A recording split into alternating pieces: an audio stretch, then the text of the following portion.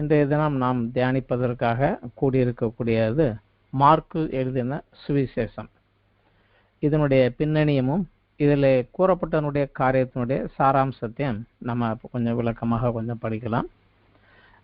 Mark சுவிசேஷத்திலே இயேசு கிறிஸ்துவை தேவனால் அனுப்பப்பட்ட தாசனாக, அவருடைய ஒரு ஊழியக்காரனாக, அவர் தேவனுடைய வல்லமை அதிகாரத்தோடு செய்த ஊழியங்களையும் தேவ சித்தத்திற்கு தன்னை முழுமையாக ஒப்பு கொடுத்து தன்னை பலியாக ஒப்பு கொடுத்ததையும் பிரதானமாக கூறுகிறது.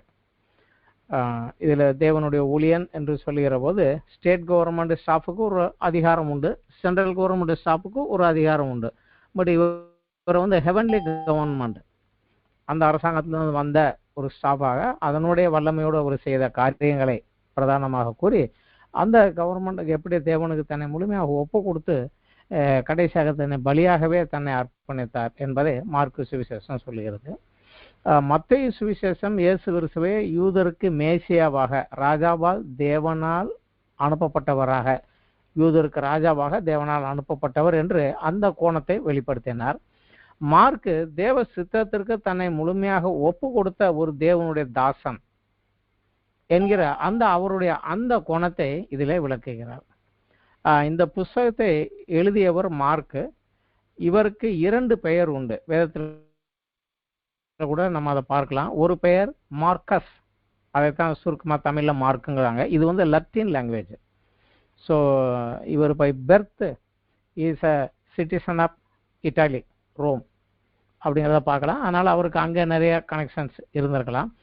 இவர் யூத வம்சத்தை சேர்ந்ததுனால இவருக்கு இருந்த இன்னொரு யூத பேர் யோஹானன். இந்த யோஹானன் அப்படிங்கிறத தான் ஆங்கிலத்தில் ஜான் அப்படின்னு, தமிழில் யோவான் அப்படின்னு நம்ம சுருக்கமாக பார்க்குறோம். அதனால் இவருக்கு ஜான் மார்க் அப்படிங்கிற பேரும் மார்க் என்கிற யோவான் என்றும் நம்ம அதில் கொடுத்துருப்பாங்க. இந்த ரெண்டுமே ஒரே ஆள் தான். இந்த சுவிசேஷம் தான், மார்க் எழுதின சுவிசேஷம் தான் முதலில் எழுதப்பட்ட சுவிசேஷ புஸ்தகம் அப்படின்னு பெரும்பான்மையான வேத வல்லுநர் சொல்கிறாங்க. இதை எழுதின மார்க்கினுடைய தாயார் பெயரும் மரியாள் தான். இவங்களுக்கு எருசலேமில் ஒரு மிகப்பெரிய வீடு இருந்தது. அந்த வீடு தான் ஆதியிலே அந்த கிறிஸ்துவ சீசர்கள் கூடி வருவதற்கு கூடிய ஒரு சென்டராக, மீட்டிங் பாயிண்டாக, அங்கே கூடி வந்து ஜெபம் பண்ணுற மாதிரி ஒரு கூடுகைக்குரிய இடமாக இந்த இடம் இருந்தது. நம்ம அப்போஸ்தலர் நடவடிக்கையில் 12வது அத்தியாயத்தில் நம்ம பார்த்தோம்னால் ஏரோது ராஜா பேதுருவை கொலை செய்ய முடியாத சிறையில் அடைக்கிறாரு. அவர் சிறையில் இருந்து ராத்திரி தூங்கிக்கிட்டு இருக்கும்போது ஒரு தேவதூதன் அற்புதமாக வந்து அவர் விடுதலை பண்ணுறார். அதை நம்ம எல்லாரும் படிச்சிருப்போம். தேவதூதன் அவரை சிறை காவலில் தாண்டி தெருவில் கொண்டாந்து விட்டுறாரு. விட்டதுக்கப்புறம் காணாமல் போயிடுறாரு. அப்புறம் தான் இவர் நான் கனவு காங்கலன்னு நினச்சிட்டு இவர் உடனடியாக வந்த அந்த வீடு ஜான் மார்க்கினுடைய வீடாகிய மரியாள் இருந்த அந்த வீடு தான். அது அப்போஸ்தலர் 12 நம்ம 12வது வசனத்தில் நம்ம பார்க்கலாம். அவன் இப்படி நிச்சயித்து கொண்டு மார்க்கு என்னும் பெயர் கொண்ட யோவானுடைய தாயாளாகிய மரியாள் வீட்டுக்கு வந்தான். அங்கே அநேகர் கூடி ஜெபம் பண்ணி கொண்டிருந்தார்கள். ஸோ அவர் கதவை தட்டுறதை கேட்டு அந்த பொண்ணு வந்து பார்த்துட்டு கதவை திறக்காமலே வெளியே பேதுரு நிற்கிறாரு அப்படின்னு சொல்லியிருக்காங்க. ஏன்னா ஒரு ஸ்ட்ரிக்டான ஒரு ஆர்டர், யார் வேணாலும் எப்போனாலும் வருவாங்க, டக்குன்னு கதவை திறக்காதான்னு இருக்காங்க. அதை வச்சு அவள் கதவை திறக்காமலே வாசலில் பேதுரு நிற்கிறாருன்னு சொல்ல வந்து அவங்க வந்து கதவை திறந்தாங்க. ஸோ இது அந்த ஒரு மீட்டிங் சென்டராக இருந்த ஒரு வீடு அது. அதே போல் வேதத்தில் ஒரு சிலர் சொல்லக்கூடிய கருத்துக்கள், இயேசு கிறிஸ்து பஸ்கா விருந்துக்கு முன்னதாக தன் சீசர்களோடு ஒரு மேலறையில் கூடி அப்பம் ரசத்தை பெற்று கொடுத்தார். இது கூட அந்த மார்க்கு வீடு தான் அப்படின்னு சொல்கிறாங்க. அதுக்கு கரெக்டான ஆதாரம் கிடையாது. ஆனால் பின்னணியில் இதுவும் அவருடைய வீடு தான் அப்படின்னு சொல்லிடுறாங்க. இந்த மார்க்கு வந்து பர்னபாவுக்கு நெருங்கின சொந்தக்காரர். பர்னபா வந்து இவருக்கு கசின் அப்படிங்கிறாங்க. கொலைசேர் அத்தியாயத்தில் 4வது அத்தியாயத்தில் 10வது வசனத்தில் நம்ம பார்த்தோம்னா அதில் வந்து இவரை குறித்து ஒரு குறிப்பு இப்படி தான் கொடுக்கப்படுகிறது. கொலைசேர் 4:10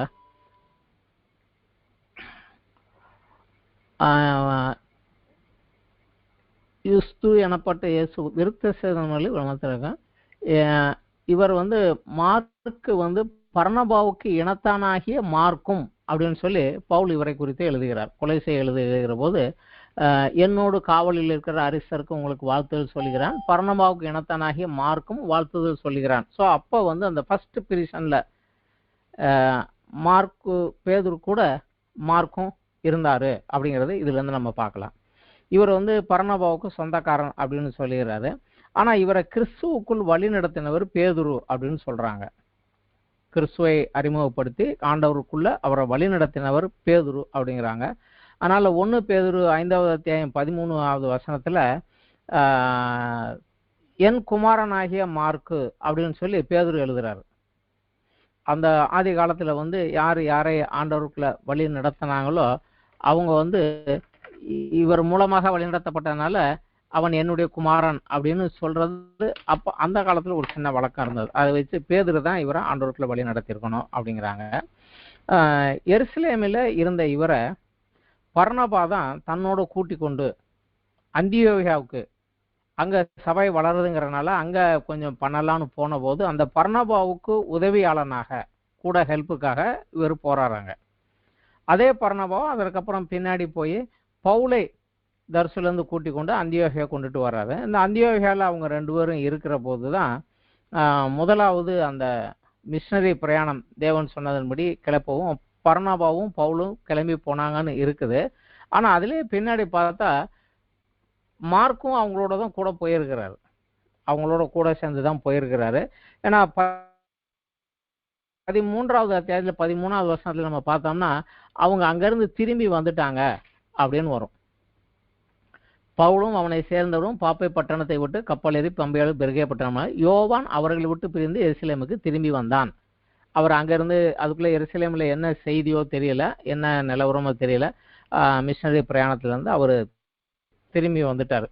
அதனால 2வது தடவை அவங்க மிஷனரியாக பிரயாணம் போகிற போது பவுல் வந்து நான் அவரை பர்னபா இவரையும் கூட கூட்டிகிட்டு போகணுங்கிறாரு. பவுல் இல்லை அவரை கூட்டிகிட்டு போகக்கூடாதுங்கிறாரு. அதனால பர்னபா பவுலை கூட்டிக்கொண்டு சீப்புரு தீவுக்கு போறாரு. பவுல் சீலாவை கூட்டிக் கொண்டு சிரியா சிலிசியா இந்த திசைகளுக்கு போனார். இதை அப்போஸ்தலர் 15, 36, 40 பார்க்கலாம். சில நாட்களுக்கு பின்பு பேதுரு எருசலேம் வருகிறார். நமக்கு அது அப்போஸ்தலர் நடவடிக்கைகளோ மற்றதுலே கிடையாது. பட் ஹிஸ்டாரிக்கல் பேக்ரவுண்டில் வந்து பேதுரு வந்து ரோமாபுரிக்கு வரார். எருசலேமில் இருந்து ரோமாபுரிக்கு வராரு. அப்பொழுது அவருக்கு உதவியாளனாக மார்க்கு செயல்பட்டார். ஸோ மார்க்கு வந்து ஏற்கனவே பர்னபாவுக்கு ஹெல்ப் பண்ணியிருக்காரு, அப்புறம் பவுலோட கூட இருந்திருக்கிறாரு. இப்போ பேதுருக்கு உதவியாளனாக வந்து செயல்பட்டார். பேதுருவுக்கு ஆக்சுவலாக சரியாக சொல்லணும்னா டிரான்ஸ்லேட்டராக. ஏனென்றால் பேதுரு கல்வி அறிவில்லாதவர், அவருக்கு அராமிக் தெரியும், ஹீப்ரு தெரியும். ஆனால் ரோமில் வந்து லாட்டின் கிரீக் இந்த 2 பாஷை தான் அப்போ ஃபேமஸாக இருந்தது. கிரீக் வளர்ந்து கொண்டு ஒரு லாத்தின் பழைய லாங்குவேஜ். ஸோ லாத்தின் கிரீக் தான் வேணும். பட் பேதுரு இந்த மார்க் இந்த 2லையுமே தேறினவர். அதனால பேதுரு சொல்ல மார்க் அதை டிரான்ஸ்லேட் பண்ணி சொன்னார் அப்படின்னு சொல்லலாம். அதே போல் பவுல் வந்து ரோமாபுரி சிறையில் இருந்தபோது ஃபர்ஸ்ட் பிரிஷனில் இருந்தபோது மார்க்கும் லூக்காவும் அவரோட கூட இருந்தாங்க அப்படிங்கிறத பிலோமன் 23, 24 வசனத்தில் நம்ம பார்க்கலாம். பிற்காலத்தில் அதாவது முதல் சிறையிருப்பில் பவுல் ரோமாபுரியில் இருந்தபோது இவரும் அவங்க கூட இருந்தார். அவர் சிறையிலேருந்து வெளியே வந்ததுக்கப்புறம், ஏன்னா 2 வருஷம் வந்து ஒரு வீடை வாடகைக்கு எடுத்து அந்த வீட்டை விட்டு வெளியே எங்கேயும் போகக்கூடாதுன்னு ஹவுஸ் அரெஸ்ட் மாதிரி தான். அப்போ அவரை யார் வேணாலும் வந்து பார்க்கலாம் போகலாங்கிற போது அவருக்கு உதவியாக அங்கே செயல்பட்டாங்க இவங்க அப்படின்னு பார்க்கலாம். ஆனால் 2வது தடவை அவர் சிறைப்பட்ட போது, அது 2வது தடவை அவர் ஜெயிலுக்கு போனது வந்து நமக்கு அப்போஸ்தலர் நடவடிக்கையில் இருக்காது. ஆனால் 1 தீமோத்தேயு 2 தீமோத்தேயுல நான் கட்டப்பட்டு இருக்கிறேன் என்று சொல்லுகிறார். அப்போ வந்து அவர் தீமோத்தேயுக்கு எழுதுகிற கடிதத்திலே 2 தீமோத்தேயு 4:11 மார்க்குவை கூட்டிட்டு வா, அவன் எனக்கு ஊழியத்தில் ரொம்ப உதவியாக இருப்பான் அப்படின்னு சொல்லி அவனை கூட்டிட்டு வா அப்படின்னு எழுதுறத நம்ம பார்க்கலாம். ஸோ எழுதினவர் யார் அப்படின்னு நம்ம பார்க்குறோம். கிறிஸ்துவனுடைய காலத்தில் வாலிபனாக இருந்து வாலிப வயதிலே தன்னை ஆண்டவருக்காக ஒப்பு கொடுத்து ஒரு 4 மிகப்பெரிய ஊழியர்களோடு பர்னபா, பவுல், பேதுரு மற்றும் லூக்கோடையும் அவருக்கு கனெக்ஷன் இருந்திருக்கு. ஏன்னா மார்க்கும் லூக்கும் சேர்ந்து சிறையில் இருந்திருக்கிறாங்க. அதனால் அவருக்கூடையும் அவருக்கு ஒரு லிங்க் இருந்திருக்கு. இவர் தான் இந்த புஸ்தகத்தை எழுதினார். பட் இந்த புஸ்தகம் உருவான விதம் எப்படி எப்படி இந்த புஸ்தகம் உருவாச்சு, இது உருவானதுக்கு பின்னணியம் என்ன அப்படிங்கிறத நம்ம பார்க்கலாம். ரோமிலே நீரோ மன்னன் அரசாட்சிக்கு வருகிறார். அவர் அரசாட்சிக்கு வந்திருக்கிறாரு. இன்னும் கிறிஸ்தவர்களுக்கு விரோதமான உபத்திரவம் ஆரம்பிக்கப்படவில்லை. அந்த காலத்துல பேதுருவும் மார்க்கும் ரோமிலே சுவிசேஷ ஊழியம் செய்து வருகிறார்கள். புறஜாதியாரான அநேகர் இயேசுவை கர்த்தராக ஏற்றுக்கொள்கிறார்கள். ரோமர்களையும் ரோமர்கள், கிரேக்கர்கள், புறஜாதியார் மற்ற தேசங்கள்ல எல்லாம், ஏன்னா ரோம் வந்து ஹெட் குவார்ட்டர்ஸ், அதனால நிறைய பேர் இருந்தாங்க. அதுல இருந்து நிறைய பேர் ஆண்டவர் ஏத்துக்கிட்டாங்க. அவர்களுக்கு பேதுரு பிரசங்கம் பண்ணுகிறார். அதை இவர் டிரான்ஸ்லேட் பண்ணுகிறார் மார்க்கு. அப்ப அவங்க சொல்லிடுறாங்க, இது சபை வளர்றதுனால இவர் சொன்னதை நீ கேட்டு சொன்னா நாங்க கேட்டோம், அவ்வளவுதான். பட் எல்லாரும் கேட்கும்படியாக இதை நம்ம எழுதி எல்லாருக்கும் அனுப்ப வேண்டியது முக்கியம் அப்படிங்கிறாங்க. அது செய்யலாம் அப்படிங்கிற போது மார்க் அவங்க சொல்றாங்க, பேதுருகிட்ட கேட்டு அந்த முதல்ல அவரோட ஊழியம் எப்படி செஞ்சார் என்ன செஞ்சார் அதெல்லாம் ரெக்கார்டாக எழுது. அதை நம்ம எழுதி ஒரு ரெக்கார்டாக வச்சுக்கிட்டு அதை காப்பி எடுத்து அநேக இடங்கள்ல சபை வளர்றதுனால எல்லாருக்கும் வாசிக்க கொடுக்கலாம், அதனால அவரை பற்றி அவர்கிட்ட கேட்டு சொல்லு அப்படிங்கிறாங்க. அதை மார்க் பேதுருகிட்ட சொல்றாரு. பேதுருக்கு அவ்வளவு இன்ட்ரெஸ்ட் இருந்ததா இல்லையான்னு தெரியல.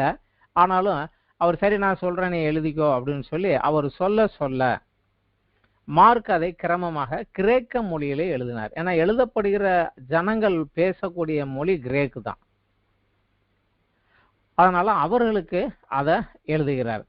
அதனால அந்த புஸ்தகத்துல அவங்க எழுதின போது கூட நினைச்சிருக்க மாட்டாங்க 2000 வருஷத்துக்கு மேலாக நம்ம எழுதினது எந்ததை அநேக பாஷையில அநேகர் வாசித்து ரட்சிக்கப்பட்டு ஆண்டவருக்குள்ள வளருவாங்கன்னு அப்ப அவங்களுக்கு தெரியல. அற்பமான ஆரம்பமாக அவங்க நினைச்சிருந்திருக்கலாம். ஆனா ஆண்டவர் அதை மகிமைப்படுத்தினார். இதுதான் முதல் சுவிசேஷம். அதற்கப்புறம் தான் இதை குறித்து தெரிய வேண்டும்ங்கிற போதுதான் மத்தேயு, லூக்கா, யோவான் எல்லாம் அதற்கு பின்னாடி வந்தது. இதான் ஃபர்ஸ்ட் இது ஸ்டார்டிங்ல. இந்த மார்க்கு சுவிசேஷத்தினுடைய அமைப்பை இவர் எப்படி சொல்லியிருக்கிறாருங்கிறத ஆதாரமாக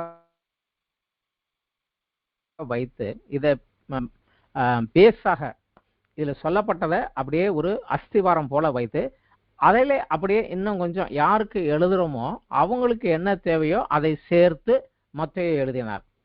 லூக்கா அவர் யாருக்கு எழுதினாரோ அவர்களுக்கு என்ன சொல்ல வேண்டுமோ அதை சேர்த்து அவர் எழுதினார். ஸோ மத்தேயுக்கும் லூக்காவுக்கும் பேஸ் இந்த புஸ்தகம் தான்.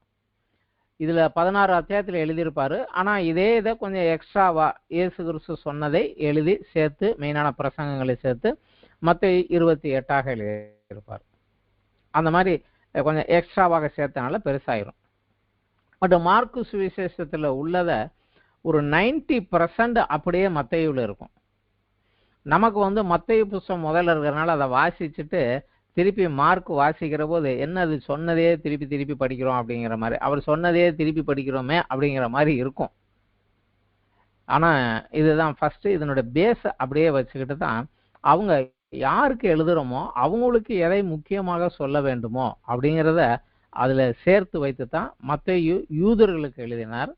லூக்கா புறஜாதியாருக்கு முழுக்க முழுக்க புறஜாதியாருக்காக எழுதினார். மார்க் எழுதினதும் இந்த சுவிசேஷ புஸ்தகத்தினுடைய நோக்கமுமே ரோமில் இருக்கக்கூடிய கிரேக்கர்களிலே இயேசுவை தெரிந்தவர்கள் இன்னும் ஆண்டவருக்குள்ள வரல, ஆனாலும் அவர்களுக்கும் இது பிரசங்கிக்கப்பட்டு ஆண்டவருக்குள்ள உள்ள வரணும் அப்படிங்கிறதுக்காக. அதாவது நான் பிலீவர்ஸ் கூட இதை வாசிக்கிறத கேட்டு ஆண்டவரை அறிந்து கொள்ள வேண்டும், இயேசுவை அறிந்து கொண்டு உள்ள வரணும் அப்படிங்கிற நோக்கத்தோடு இது கொண்டாந்தது. மத்தேயு ஏற்றுக்கொண்டவர்களுக்கு அவங்க எப்படி நடக்க வேண்டும் அப்படிங்கிற ஒரு மேனுவல் போல அதை கொண்டு வந்திருப்பார். அது வித்தியாசமாக இருக்கும். இந்த மார்க்கு சுவிசேஷத்தை 2 பிரிவாக பிரிக்கலாம். 2 வார்த்தை தான், ஒன்னு ஊழியம், ஒன்னு அர்ப்பணிப்பு. 1வது அத்தியாயத்துல இருந்து 10வது அத்தியாயம் வரைக்கும் படிச்சா இயேசு கிறிஸ்து செய்த ஊழியம் அதுல இருக்கும். 1ல இருந்து 10வது அத்தியாயம் வரைக்கும் அவர் செய்த ஊழியம் தான் இருக்கும். 11ல இருந்து 16 வரைக்கும் அவர் தன்னை பலியாக அர்ப்பணிப்பதற்காக எப்படி போனார், எப்படி தன்னை அர்ப்பணித்தார் அப்படிங்கிறது தான் அதுல இருக்கும். 2ஆக, ஒன்று அவர் செய்த ஊழியம், இன்னொன்னு அவர் தன்னை அர்ப்பணித்தது. இந்த 2 தான் முக்கியமாக அதுல 2 பிரிவாக பிரிச்சு முதல் இதையும் 2வதையும் எழுதியிருப்பாரு. அதுலயும் 1வது அத்தியாயத்திலிருந்து 8வது அத்தியாயம் 26வது வசனம் வரைக்கும் இயேசு தன் ஊழியத்தை ஆரம்பத்திலிருந்து 3 வருட காலத்துக்குள்ளாக என்ன செய்தார் அப்படிங்கிறது தான் இருக்கும். 1வது அத்தியாயத்திலிருந்து 8வது அத்தியாயம் 26வது வசனம் வரைக்கும் அவருடைய 3 வருட ஊழியம்தான். அவர் என்ன செய்தார், இந்த ஊருக்கு போனார், என்ன பண்ணார், என்ன செய்தார், அதுதான் முக்கியமாக இருக்கும்.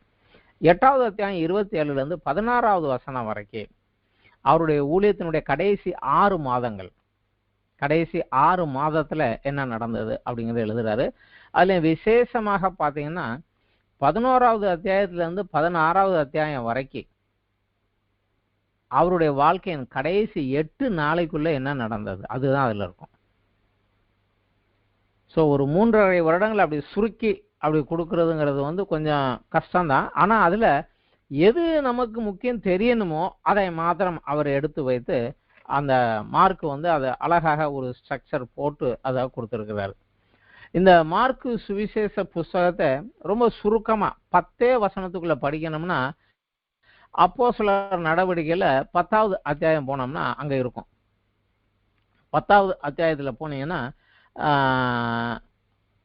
பேதுரு மாடியில் ஜெபம் பண்ணுறாரு. ஆண்டவர் அவருக்கு ஒரு தரிசனத்தை காமித்து நான் எல்லாத்தையும் சுத்தமாக்கிட்டேன், நீ போ அப்படிங்கிறாரு. போன்னு சொல்லி கொர்நேலிய வீட்டுக்கு அனுப்புகிறாரு. கொர்நேலிய வீட்டில் இருந்து ஆளுங்க தேடி வராங்க. அவருக்கு ஒரு தரிசனத்தை கொடுத்து இவனை அலை அப்படின்னு சொல்லிட்டாருங்க வர்றாங்க. அப்போ இவங்க வந்து சொன்ன உடனடியாக பேதுரு அவங்க வீட்டுக்கு போகிறாரு. போகிற போது இவங்க அவரை கூப்பிட்டு கேட்குறாங்க, என்னை ஏன் கூப்பிட்டீங்க அப்படின்னு கேட்குற போது இவர் சொல்லுகிறார். என்ன சொல்லுகிறாரு அப்படிங்கிறத வந்து அப்போஸ்தலர் நடவடிக்கை 10வது அத்தியாயத்தில் 34ல் ஆரம்பித்து 43வது வசனம் வரைக்கும் ஒரு ஷார்ட்டாக ஒரு செய்தி கொடுக்குறார். 10 வசனத்தில் அவர் சொல்லுகிறார். அந்த 10 வசனத்தில் அவர் என்ன சொன்னாரோ அதைத்தான் கொஞ்சம் பெருசாக விரிவாக இந்த 16வது அத்தியாயத்துலையும் சொல்லியிருக்கிறாங்க. இதுக்கு முன்னாடியும் வரல, இதுக்கு பின்னாடியும் வரல. அவர் அவ்வளவுதான். அதில் அவர் தெளிவாக சொல்லுகிறார். அப்போஸ்தலர் நடவடிக்கைகள் 10ல் 34லிருந்து படித்தோம்னா பேதுரு பேசத் தொடங்கி, தேவன் பட்சபாதம் உள்ளவர்கள் என்றும் எந்த ஜனத்திலாயும் அவருக்கு பயந்திருந்து நீதி செய்கிறவனோ அவனே அவருக்கு உகந்தவன் என்றும் நிச்சயமாக அறிந்திருக்கிறேன். எல்லாருக்கும் கர்த்தராய் இருக்கிற இயேசு கிறிஸ்துவை கொண்டு ஒரு சமாதானத்தை சுவிசேஷமாக கூறி இஸ்ரவேல் புத்திரருக்கு அனுப்பின வார்த்தை அறிந்திருக்கிறீர்களே. யோவான் ஞானஸ்நானம் குறித்து பிரசங்கித்த பின்பு கலிலியா நாடு தொடங்கி யூதேயா தேசமும் நடந்த சங்கதி இதுவே. நீங்கள் மார்க்கில் 1வது அத்தியாயம் யோவான் ஞானஸ்நானத்தில் தான் ஆரம்பிக்கும். அப்புறம் கடைசியில் வந்து இயேசு கிறிஸ்து சிலுவையில் மரித்தது, யூதேயாவில் வந்து மரித்தது, இந்த ஒரே வசனம் இது வரைக்கும் நடந்தது இதுவே. நசரேயனாகிய இயேசுவை தேவன் பரிசுத்த ஆவியில் வல்லமையினால் அபிஷேகம் பண்ணினார். தேவன் அவரோடு கூட இருந்தபடியால் அவர் நன்மை செய்கிறவரும் பிசாசின் வல்லமையில் ஆகப்பட்ட அவரும் குணமாக்குவர் தெரிந்தார். யூதேயா தேசத்திலும் எருசலேமிலும் அவர் செய்த வகையில் எல்லாவற்றிற்கும் நாங்கள் சாட்சிகளாய் இருக்கிறோம். அவரை மரத்தில் தூக்கி கொலை செய்தார்கள். 3ஆம் நாளில் தேவன் அவரை எழுப்பி பிரதேசமாக காணும்படி செய்தார். ஆனால் எல்லா ஜனங்களுக்கும் பிரதேசமாகும்படி செய்யாமல் அவர் மரித்தோடு எழுந்து அவரோடு புசித்து குடித்தவர்களுக்கும் தேவனால் முன்பு நியமிக்கப்பட்ட சாட்சிகளும் ஆகிய எங்களுக்கு பிரதேசமாகும்படி செய்தார். அப்புறம் உயிரோடு இருக்கிறவர்களுக்கும் மரித்தோருக்கும் தேவனால் ஏற்படுத்தப்பட்ட நியாயாதிபதி என்றும் ஜனங்களுக்கு பிரசங்கிக்கவும் சாட்சியாக ஒப்பிக்கவும் அவர் எங்களுக்கு கட்டளையிட்டார். அவரை விசுவாசிக்கிறவன் எவனோ அவன் அவருடைய நாமத்தினாலே பாவ மன்னிப்பை பெறுவான் என்று தீர்க்கதரிசிகள் எல்லாரும் அவரை குறித்து சாட்சி கொடுத்திருக்கிறார்கள். இந்த 10 வசனத்துல சொன்னதை தான் இன்னும் கொஞ்சம் விளக்கமா யோவான் ஞானஸ்நானம் கொடுத்ததில் ஆரம்பிச்சு அவர் சிலுவையிலிருந்து மரித்து உயிர் தெழுந்ததிலிருந்து நீங்க போய் என்னை விசுவாசம் உள்ளவனாகி ஞானஸ்நானம் பெறுகிறவன் ரட்சிக்கப்படுவான்ங்கிறது வந்து இந்த 16 சாப்டருக்குள்ள இந்த 10 வசனத்தை தான் விளக்கி அவர் சொல்றார். ஸோ இதுதான் பேதுருவோட பேட்டர்ன். இதுதான் பேதுரு தான் இதையும் சொல்ல சொல்ல மார்க் எழுதுனாருங்கிறதுக்கு இதுவும் ஒரு சாட்சி. அதே போல பேதுரு வந்து எப்பவுமே கொஞ்சம் ஆக்டிவ் மேன், ஆக்ஷனாக இருக்கிறவர். நம்மள சொல்லுவாங்க ஒரு வேலைன்னா டக்குன்னு முதல்ல முந்திக்கிட்டு ஓடுறவர் அவர் தான். முந்திரி கோட்டை போல முந்திக்கிட்டு ஓடுறவர் அவர் தான். இயேசு கடலிலே நடந்து வந்து இவங்க சீசில தத்தளிக்கிற போது பயப்படாதப்பா நான் தான் வரேன்னு சொன்னபோது நானும் அப்போ நடந்து வரட்டான்னு கேட்டவர் இவர் தான். அதே போல் தோட்டத்தில் ஜெபம் பண்ணிட்டு இருக்க போது பிடிக்க வராங்கன்னா வேமாப்பி ஒருத்தனை காதை வெட்டினவரும் இவர் தான். திருப்பி இயேசு மரித்து உயிர் தெழுந்ததுக்கு பிறகு இவங்கெல்லாம் மீன் பிடிக்க போயிட்டாங்க. உட்காந்துக்கிட்டே இருந்து போர் அடிக்குது, என்ன பண்ணுறது தெரியல, வா மீன் பிடிக்க போகண்டு போயிட்டாங்க. அப்போ கரையிலேருந்து இயேசு கூப்பிட்றப்ப யோவான் சொல்லுகிறாரு, அவர் கர்த்தர் அப்படின்னு சொன்னார். சொன்ன உடனே டக்குன்னு சட்டை கழட்டி போட்டு தண்ணிக்குள்ளே உடனே கரைக்கு வர்ற வரைக்கும் முடியாது, நான் டபாலும் தண்ணியில் குதிச்சு நீச்சல் அடிச்சு ஓடியாடுறது தான். ஸோ எதுவாக இருந்தாலும் ஆளாக முந்தி கொண்டு ஓடிட்டு வர்றவர் வந்து இவர் தான். அதனால இவர் இந்த புஸ்தகத்திலையும் பார்த்தீங்கன்னாலும் 41 தடவை ஒரு வார்த்தை வருகிறது. உடனே, உடனடியாக, உடனடியாக, இது நடந்த உடனே, அடுத்தபடியாக, இது உடனடியாக அப்படிங்கிற வார்த்தை மற்ற சுவிசேஷ புஸ்தகங்களில் பார்க்க முடியாது. ஆனால் அந்த மார்க் புஸ்தகத்தில் 41 தடவை வருகிறது. அதில் விசேஷமாக அவர் செய்த அற்புதங்கள் தான் இதில் மெயின். அவருக்கு இயேசு செய்த 18 அற்புதங்கள் இந்த மார்க் சுவிசேஷத்தில் உண்டு. ஆனால் இயேசு செய்த பிரசங்கம் ஒன்னே ஒன்று தான். இவர் எழுதி வச்சிருக்கிறது, அவர் பிரசங்கத்தில் இவர் எழுதி வச்சிருக்கிறது ஒன்னே ஒன்று தான். மற்றதெல்லாம் எழுதலை அவர். ஏன்னா அவருக்கு பேச்சு தான் அவ்வளோ கிடையாது, செயலில் தான் அவருக்கு அந்த ஒன்றை தான் எழுதி வச்சிருக்கிறார். அதே போல் இயேசு சொன்ன உவமைகளில் 4 உவமைகள் தான் இதில் இருக்கும், மற்றதெல்லாம் இருக்காது. ஆனால் இயேசு என்ன சொன்னாருங்கிறத காட்டிலும் அவர் தேவ வல்லமை அதிகாரத்தோடு அவர் என்ன செய்தார் அப்படிங்கிறதுக்கு முக்கியத்துவம் கொடுத்து இவர் பிரதானமாக இதை எழுதி வச்சிருக்கிறார். இதில் பிரதானமாக ரோமாபுரியில் இருக்கக்கூடிய கிரேக்கர்களுக்கும் புறஜாதிகளுக்கும் நோக்கமாக அவர்களுக்காக எழுதப்பட்டதுனால இதில் இயேசு கிறிஸ்துனுடைய வம்சாவளியோ, இயேசு எங்கே பிறந்தார், எப்படி பிறந்தாருங்கிறதோ, அந்த யூதர்களுடைய பழக்கம்படி என்ன அப்படிங்கிறதோ, நியாயப்பிரமாணத்தை குறித்தோ, நியாயப்பிரமாணத்தை அவர் நிறைவேற்றினார் அப்படிங்கிறத குறித்தோ இதில் எந்த விவரமுமே இருக்காது. இதில் எந்த விவரமே இருக்காது. ஏன்னா யாருக்கு சொன்னாங்களோ அவங்களுக்கு என்ன தெரியணுமோ அதுதான் அந்த மாதிரி இவர் எழுதி வைத்திருக்கிறார். அதே போல் இதில் 1வது முதல் பகுதியில் 1லேருந்து 10வது அத்தியாயம் வரைக்கும் அவருடைய ஊழியம் அப்படிங்கிறத பார்த்தா அதுலேயும் 3 பகுதியாக பிரித்து எழுதுகிறார். 1வது அத்தியாயத்திலேருந்து 3வது அத்தியாயம் வரைக்கும் அவருடைய பப்ளிக் மினிஸ்ட்ரி, கலிலேயாவில் அவர் போனது, அநேகரை சுகமாக்கினது, அநேகரை குணப்படுத்தினது, அநேகரை எழுப்பினது, அவர் செய்த அநேக அற்புதங்கள், இவைகளெல்லாம் அந்த 1லேருந்து 3 வரைக்கும் அவர் விளக்கமாக எழுதியிருப்பார். 4லேருந்து 7 வரைக்கும் அவருக்கு மெதுவாக எதிர்ப்புகள் கிளம்பினது. எங்கே இருந்து என்ன எதிர்ப்பு சொன்னாங்க, இல்லை இவன் தப்பு சொல்கிறான், இவன் அப்படி பண்ணுறான், இப்படி பண்ணுறான்னு சொல்லி அவருக்கு விரோதமாக எழும்பின எதிர்ப்புகள் என்ன, யார் அவருக்கு விரோதமாக எழும்பினார்கள், அவங்க என்ன குற்றச்சாட்டு சொன்னாங்க அப்படிங்கிறத வந்து அதில் அவர் கொஞ்சம் தெளிவாக எழுதியிருப்பார். இப்போ 8வது அத்தியாயத்திலேருந்து 10வது அத்தியாயம் வரைக்கும் இயேசு கிறிஸ்து தன் ஊழியத்தை கொஞ்சம் மாற்றிட்டார். பப்ளிக் மினிஸ்ட்ரியெல்லாம் விட்டுட்டு பர்சனல் மினிஸ்ட்ரி, தனியாக அந்த 12 சீஷர்களிடத்துல மாத்திரமே அதிகமான நேரத்தை அவர் செலவு பண்ணார். அதுக்கு முன்னாடி பார்த்தா திரளான ஜனங்களுக்கு பிரசங்கம் பண்ணவர் அந்த 8லிருந்து 10 வரைக்கும் பார்த்தா அந்த தனியாக அந்த 12 சீஷர்களோடு மாத்திரமே அதிக நேரம் செலவு பண்ணி அவர்களுக்கு சில காரியங்களை கற்றுக் கொடுத்து கொண்டு வந்தார். அதுதான் இதில் இந்த மார்க்கு சுவிசேஷத்தில் முக்கியமான ஒரு டேர்னிங் பாயிண்ட் ஒன்று உண்டு. அது 8வது அத்தியாயத்தில் 27லிருந்து 29வது வசனம் வரைக்கும் வரும்.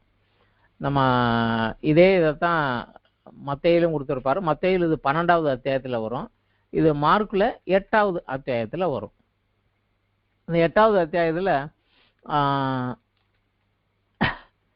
27, 28, 29 வரைக்கும் படித்தோம்னா, பின்பு இயேசுவும் அவருடைய சீசர்களும் புறப்பட்டு பிலிப்பு செசாரியா பட்டணத்தை சேர்ந்த கிராமங்களுக்கு போனார்கள்.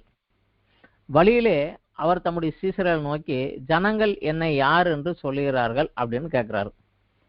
அதற்கு சிலர் உம்மை யோவான் சானனும், சிலர் எலியானும், வேறு சிலர் தீர்க்கதரிசிகளில் ஒருவர் அப்படின்னு சொல்றாங்க, ஜனங்க உம்மை பத்தி சொல்றாங்கிறாங்க. அப்ப இயேசு குறித்து அடுத்த கேள்வி கேட்கிறாரு, நீங்கள் என்ன யார் என்று சொல்லுகிறீர்கள்? அப்ப பேதுரு பிரதியுத்தமாக நீர் கிறிஸ்து என்று சொல்கிறார். இதுதான் இந்த புஸ்தகத்துக்கு ஒரு டேர்னிங் பாயிண்ட். மத்தேயுலும் இது 12வது சாப்டர்ல வரும், இது மார்க்ல வந்து இது 8வது அத்தியாயத்தில் 27, 29 வரும். இதுல விசேஷமாக அந்த பகுதியை குறித்து நம்ம கொஞ்சம் பார்த்தோம்னா, பிலிப்பு செசரியா அப்படிங்கிறது வந்து பிலிப்பு அப்படிங்கிறவர் ஏரோதுடைய காலத்திலிருந்து பின்னாடி வந்து இந்த பட்டணத்தை ஆண்டு கொண்டிருந்தவர். அவர் தான் இந்த இடத்துல ஒரு பட்டணத்தை உருவாக்குகிறார். ரோமர்கள் ஆளுகை கீழே இருந்ததுனால, ரோமர்களை திருப்திப்படுத்துவதனால சீசருடைய ஒரு பெரிய ஆலயத்தை அங்க கட்டுறாரு. சீசருக்கு ஒரு பெரிய ஆலயத்தை கட்டிட்டு பிலிப் செசாரியா அப்படின்னு சொல்லி இவர் பேரையும் சீசருடைய பேரையும் சிசாரியா பிலிப் அப்படின்னு சொல்லி அந்த இடத்துக்கு பேர் வைக்கிறார். இந்த இடம் எங்க இருக்குன்னா எர்மோன் மலையினுடைய அடிவாரத்துல இருக்குது. ஏன்னா இந்த நிகழ்ச்சி நடந்த 6 நாளைக்கு அப்புறம் எர்மோன் மலைக்கு மேல அவங்க போறாங்க. எர்மோன் மலையினுடைய அடிவாரத்தில் இருக்குது. எர்மோன் மலை உச்சியில பனி நிறைய இருக்கும். அந்த பனி உருகி பாறையின் இடுக்குகளுக்குள்ளாக வந்து இந்த பிலிப்பு செசரியாவுக்கு பக்கத்துல தான் ஒரு குளமாக ஒரு இடத்துல வந்து அப்படியே சேர்ந்து அந்த குளத்திலிருந்து வெளியே ஒரு நதியாக கிளம்பி போகும். ஸோ அந்த நதியினுடைய மூல ஸ்தானம் அங்கதான். மலையிலிருந்து ஐஸ் உருகி பாறைகளுக்குள்ள கூடி வந்து ஒரு குளமாக மாறி அந்த குளத்திலிருந்து வர்ற இடம். அதனால இது ஒரு ஒரு விக்கிரக வழிபாட்டு ஸ்தலமாகவும், என்றால் இந்த பகுதி வந்து நம்ம கலிலேயா பகுதியை சுந்து அந்த ஏரியாவில் வர்றதுனால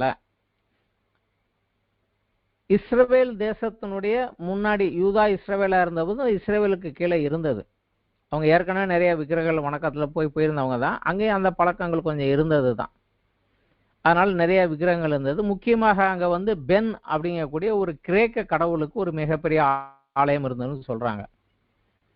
கடவுள் வந்து கிரேக்க கடவுள், மனித ரூபத்துல வந்த ஒரு கடவுள் அப்படின்னு சொல்லி அவருக்கு ஒரு பெரிய தேவாலயமும் சீசருக்கு என்று ஒரு பெரிய தேவாலயமும் அங்க உண்டு. அந்த ஒரு 2 இடத்துல கொண்டு வச்சுக்கிட்டு தான் இயேசு கிறிஸ்து அந்த கேள்வி கேட்கிறாரு. ஒரு கடவுள் மனுஷனாக இறங்கி வந்தாருன்னு வச்சிருக்கிறாங்க. ஒரு மனுஷன் நான் கடவுள்னு அறிவித்துட்டான், அவனுக்கு ஒரு கோயில் வச்சிருக்கிறாங்க. இப்ப இந்த இடத்துல வந்துக்கிட்டு தான் இயேசு கிறிஸ்து கேட்கிறாரு, என்னைய யார் என்று ஜனங்கள் சொல்லுகிறார்கள். அப்போ அவங்க ஒரு என்னன்னு சரியாக சொல்ல முடியாம குழப்புறாங்க. யோவான் ஸ்நானகன் மரித்து போனான்ல, அவர் வந்து மறு அவதாரம் எடுத்து உமக்குள்ள வந்திருக்காருன்னு சொல்றாங்க. இவர் தான் யோவான் ஸ்நானகன் சொல்றாங்க சிலர் இல்ல எலியா வருவாருன்னு மத்தேயு சொன்னார், அந்த எலியா நீங்க தான், இவர் தான் எலியா அப்படின்னு சிலர் சொல்றாங்க அப்படிங்கிறாங்க. அப்புறம் இல்ல ஒரு பெரிய தீர்க்கதரிசி ஒருவர் யாரோ திரும்பவும் உயிரோட வந்திருக்கிறாரு அப்படின்னு சிலர் சொல்றாங்க அப்படிங்கிறாங்க. சரி, ஜனங்கள் என்ன சொல்றதெல்லாம் இருக்கட்டும், நான் யாருன்னு நீங்க என்ன சொல்றீங்க அப்படின்னு கேட்கிறாரு. அப்படி கேட்கிற போதுதான் பேதுரு முதலாக சொல்லுகிறாரு, நீர் கிறிஸ்து அப்படின்னு சொல்றாரு. ஸோ இந்த ஒரு அறிவு அந்த சீசர்களுக்குள்ளாக வருவதற்கு ஒரு 3 வருடங்கள் இயேசு செலவு பண்ணியிருக்காரு. மத்தேயுல அதனை கொஞ்சம் விளக்கமாலே இருப்பாரு. நீர் ஜீவனுள்ள தேவனுடைய குமாரனாகிய கிறிஸ்து அப்படின்னு பேதுரு சொன்னாருன்னு சொல்லி, இங்கே பேதுரு வாயால சொன்னால நீர் கிறிஸ்து என்று சொன்னார் அப்படின்னு சுருக்கமா சொல்லிடுறாங்க. இந்த ஒரு டேர்னிங் பாயிண்ட் இந்த மத்தேயுக்கும் மார்க்குக்குமே இதுதான் ஒரு டேர்னிங் பாயிண்ட். இது வந்ததுக்கு அப்புறம் இயேசு கிறிஸ்து பப்ளிக்காக மினிஸ்ட்ரி எல்லாம் செய்யாம தன்னை கிறிஸ்து என்று நீங்க சொல்லிட்டீங்கல்ல, அதனால உங்களுக்கு தெரிய வேண்டிய சில காரியங்களை, இந்த சத்தியத்தை நீ புரிஞ்சுக்கிட்டேல நான் உனக்கு சொல்றேன் பாருன்னு சொல்லி அந்த 12 சீசர்களுக்கு மாத்திரம் தனிப்பட்ட சில பயிற்சிகளும் ட்ரைனிங்களும் கொடுத்து அவங்க கிட்ட அதிகமாக நேரத்தை செலவு பண்றாரு. செலவு பண்ற போதே அவர் என்ன செய்யறாரு, அடுத்த வேலைக்கு முதல் வேலை முடிந்து விட்டது, நான் யார் என்று நீங்கள் அறியத்தக்கதாக இதுவரைக்கும் நான் பண்ணின மிராக்கள் அற்புதங்கள், நான் பேசது, நான் சொல்லியது, என் வாழ்க்கை என்னோட கூடவே இருந்து நீங்க கத்துக்கிட்டீங்க நான் யாருன்னு. ஓகே, இப்ப நீங்க இது தெரிஞ்சுக்கிட்டதுக்கு அப்புறம் தேவன் அனுப்பின அடுத்த வேலைக்கு நான் ரெடி ஆகணும். இது ஃபர்ஸ்ட் ஒர்க், இது முடிஞ்சது, நான் அடுத்த வேலைக்கு ரெடி ஆகணும். அடுத்த வேலை என்னவென்றால், நான் எருசலேமுக்கு போகணும், அங்க சகல ஜனங்களுடைய பாவத்திற்காக நான் சிலுவையில் அறையப்பட்டு மரித்து 3ஆம் நாள் உயிர் தள்ள வேண்டும்.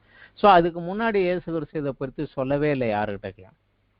இந்த வார்த்தையை சொன்னதுக்கு அப்புறம் தான் அவர் டக்குன்னு சொல்லுகிறாரு, சபை, இந்த கல்லின் மேல் என் சபையை கட்டுவேன். இந்த கல்லுங்கிற வந்து எபிரேய மொழியில கொஞ்சம் சிலேடையாக பேசுவாங்க.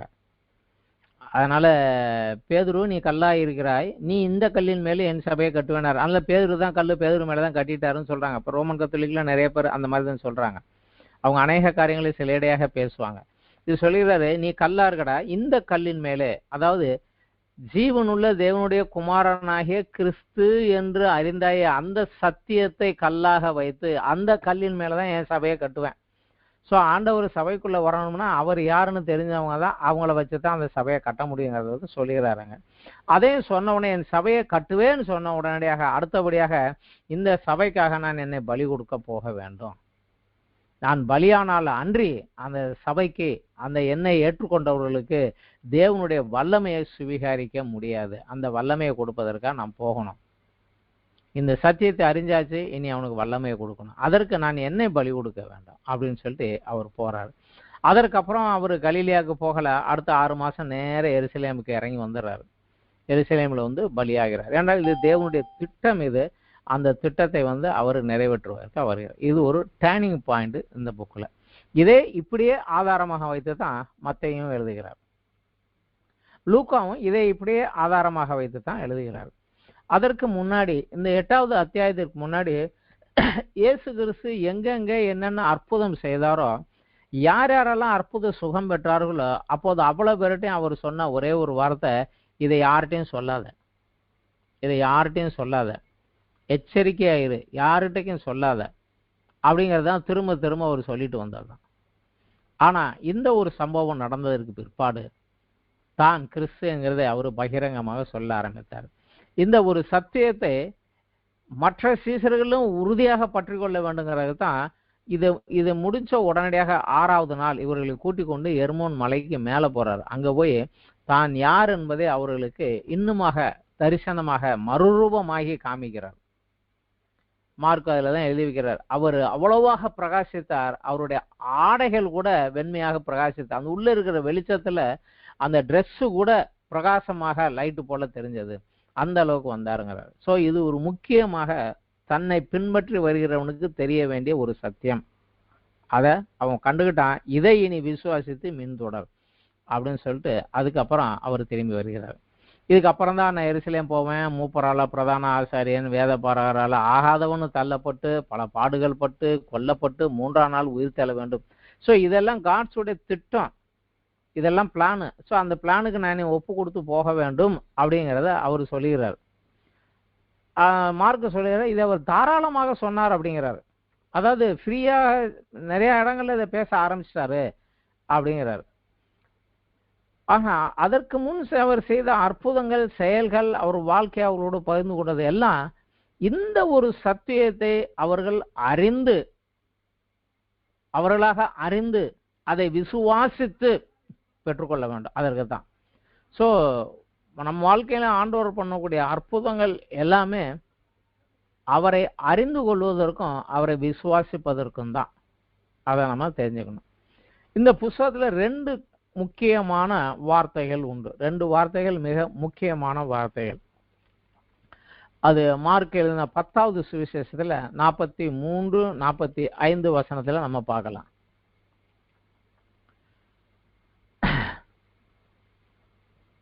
42 படிக்கலாம். அப்பொழுது இயேசு அவர்களை கிட்ட வர செய்து, புறஜாதியாருக்கு அதிகாரியாக எண்ணப்பட்டவர்கள் அவர்களை இருமாப்பாய் ஆளுகிறார்கள் என்றும் அவர்களில் பெரியவர்கள் அவர்கள் மேல் கடினமாய் அதிகாரம் செலுத்துகிறார்கள் என்றும் நீங்கள் அறிந்திருக்கிறீர்கள். உங்களுக்குள்ளே அப்படி இருக்கல் ஆகாது. உங்களில் எவனாகிலும் பெரியவனாக இருக்க விரும்பினால் அவன் உங்களுக்கு பணிவிடைக்காரனாக இருக்க கடவன். உங்களில் எவனாகிலும் முதன்மையானவனாக இருக்க விரும்பினான் அவன் எல்லாருக்கும் ஊழியக்காரனாக இருக்க கடவன். ஏனென்றால் அப்படியே மனுஷகுமாரனும் ஊழியம் கொள்ளும்படி வராமல் ஊழியம் செய்யவும் அநேகரை மீட்கும் பொருளாக தம்முடைய ஜீவனை கொடுக்கவும் வந்தார் என்றார். இதுதான் இதுக்கு முக்கியமான ஒரு கீவேர்டு. அவர் தன்னை சொல்லுகிறார், மனுஷகுமாரன் ஆகிய ஊழியம் கொல்லும்படியாக அல்ல, என்னை எல்லாரும் ஆராதிச்சு எனக்கு இது செய்யுங்கன்னு சொல்றக்கா இல்ல, அவங்களுக்கு ஊழியம் செய்யும்படியாக அந்த அநேகரை மீட்கும்படி என்னை பலியாக கொடுக்கவும் நான் வந்தேன் அப்படிங்கிறார். இன்றைக்கு கிறிஸ்துவை பின்பற்றுகிறவர்களுக்கு இருக்க வேண்டியதும் இந்த ஒரு இதுதான். அடுத்ததாக இருக்கக்கூடிய ஒரு வசனம் 8வது அத்தியாயத்துல இந்த பேதுரு சொல்லிட்டாரு, நீர்தான் கிறிஸ்துன்னு சொன்னதுக்கு அப்புறம் நான் போறேன் அப்படின்னு சொன்னதுக்கு அப்புறம் சொல்லுகிறார் அவர். 34வது வசனம் 8வது அத்தியாயம் மார்க் 8ல் 34 37 வரைக்கும். பின்பு அவர் ஜனங்களையும் தம்முடைய சீசர்களையும் தம்மிடத்தில் அழைத்து, சீசர்கள் மாத்திரல அவரை பின்பற்றி வந்த எல்லாரையும் கூப்பிட்டு சொல்லுகிறாரு, ஒருவன் என் பின்னே வர விரும்பினால் அவன் தன்னைத்தான் வெறுத்து தன் சிலுவையை எடுத்துக்கொண்டு என்னை பின்பற்ற கடவன். தன் ஜீவனை ரட்சிக்க விரும்புகிறவன் அதை இழந்து போவான். என் நிமித்தம் சுவிசேஷ நிமித்தமும் தன் ஜீவனை இழந்து போகிறவன் அதை ரட்சித்துக் கொள்வான். மனுஷன் உலகம் முழுவதையும் ஆதாயப்படுத்திக் கொண்டாலும் தன் ஜீவனை நஷ்டப்படுத்தினால் அவனுக்கு லாபம் என்ன? மனுஷன் தன் ஜீவனுக்கு ஈடாக எண்ணத்தை கொடுப்பான். ஸோ இன்றைக்கும் அவர் சொல்லுகிறது தான், நான் ஊழியம் செய்யவும் பிறரை மீட்கும்படி என்னை கொடுக்கவும் வந்தேன். நீ என்னை பின்பற்றி வர வேண்டும் என்று விரும்பினால் நீயும் உன்னை வெறுத்து உன்னுடைய சிலுவையை எடுத்துக்கொண்டு என்னை பின்பற்ற கடவாய். நம்ம ஒவ்வொருத்தருக்கும் ஒரு சிலுவை உண்டு. அது வித்தியாசமான இருக்கும், வித்தியாசமான சிலுவையா இருக்கும். ஆனால் சிலுவை உண்டு. சிலுவையை எடுத்து போடும் நம்ம கேட்க முடியாது ஆண்டவர்கிட்ட. அவர் சொல்றாரு, என்னை பின்பற்றி வரணும், அதை எடுத்துக்கிட்டு தான் நீ வரணும் அப்படிங்கிறார். நம்முடைய வாழ்க்கை முடிகிற வரைக்கும் வரணும். இது கிறிஸ்தவத்தினுடைய டிசைபிள் சிஷ்யத்துவத்தினுடைய முக்கியமான ஒரு பாடம். கிறிஸ்துவை பின்பற்றி பெற விரும்பினால் உனக்கு இது கொஞ்சம் உண்டு. மத்தேயுவில் இதை கொஞ்சம் விளக்கமாக எழுதுவார். என் நாமத்தின் நிமித்தம் ஜனங்கள் உங்களை நிந்தித்து துன்பப்படுத்தி பொய்யாக குற்றஞ்சாட்டினால் சந்தோஷப்பட்டு கழிவுறுங்கள், பரலோகத்தில் உங்கள் பகன் மீதியா இருக்கும் அப்படின்றார். ஸோ இது கிறிஸ்துவை பின்பற்றி வந்தா ஒரு சிலுவை உண்டு. குடும்பத்துக்குள்ள உண்டு, உறவினர்களுக்குள்ள உண்டு, வெளியே உலகத்துல உண்டு, எல்லா இடங்களிலும் நமக்கு உண்டு. ஒரு சிலுவைங்கிறது நமக்கு கொஞ்சம் உண்டு அப்படிங்கிறது தான் அவர் தெளிவாக சொல்லுகிறார். அதே போல கிறிஸ்துவை போல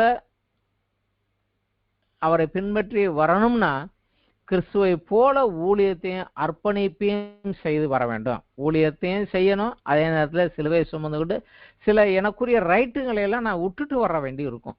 அது ஒரு சிலுவை தான். அதை அர்ப்பணித்து விட்டு அவரை பின்தொடர்ந்து வரணும் அப்படிங்கிறத ஒரு சவாலாக இதை எழுதுகிறார். கிறிஸ்துவை இன்னும் அதிகமாக நெருங்கி அறிய விரும்பினால் அதற்கு சிஷ்யத்துவம் மட்டும்தான் வழி அப்படிங்கிறத எழுதுகிறார். ஆனால் இந்த புஸ்தகம் சக்சஸ்ஃபுல்லாக இருந்ததா அப்படின்னு கேட்டால் ஒரு மிகப்பெரிய சக்சஸாக இருந்தது. எப்படி அப்படின்னு பார்த்தா, இதை எழுதிய சில வருஷங்களுக்கு பிற்பாடு தான் நீரோ மன்னனால ஒரு பெரிய உபத்திரவம் எருசலேம் ரோமாபுரியில் உள்ள கிறிஸ்தவர்களுக்கு ஆரம்பமானது. அவன் ஒரு நகரத்தை புதுசாக கட்டான்னு நினைச்சான். ஒரு இடத்தை கொளுத்திட்டான், தீய வச்சு கொளுத்திட்டான்.